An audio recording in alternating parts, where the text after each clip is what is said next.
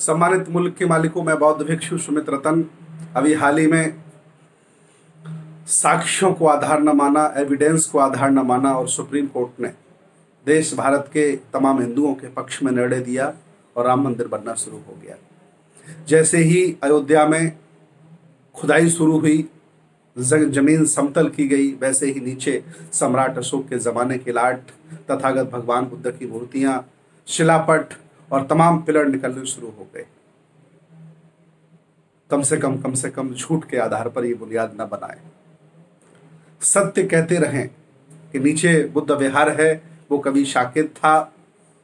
आपने पूरी नदी को घाघरा कर दिया जो कभी सरयू कहलाई।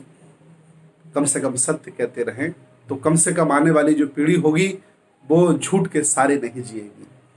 आपने मनमानी तरीके से जो काम कर लिया, मुझे मालूम है कि आप पावर में हैं, अधिकारों में हैं, कर रहे हैं, लेकिन आने वाली पीढ़ी माफ नहीं करेगी। ये संप्रदाय बढ़ाने की जो महत्वाकांक्षा है आपकी, ये आने वाली पीढ़ी को झूठ के साथ जीने के लिए मजबूर करेगी।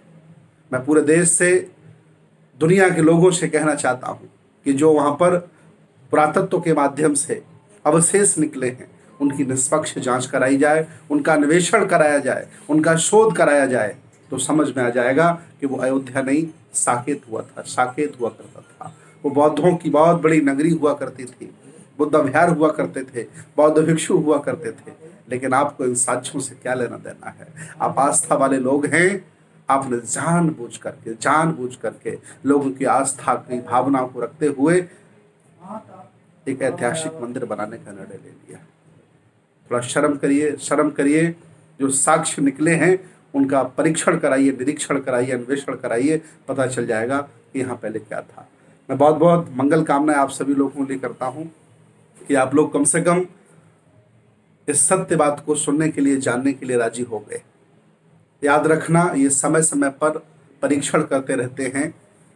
अल्पजन समय समय पर ये परीक्षण करता रहता है कि बहुजनों में सहन करने की कितनी क्षमता है। वो धीरे धीरे तुम्हारे अधिकारों को लूटेगा, धीरे धीरे तुम्हारे साथ अन्याय करेगा और आप बर्दाश्त करते चले जाएंगे। वो समझ जाएगा कि तुम्हारा खून ठंडा हो गया है और वो बड़े अत्याचार करने लगेगा, और वही देश भारत में हो रहा है। जाग जाओ बहुजनों, जाग जाओ, नहीं अल्पजन तुम्हें कहीं का छोड़ेगा नहीं। बहुत बहुत धन्यवाद, बहुत बहुत मंगल कामनाएं।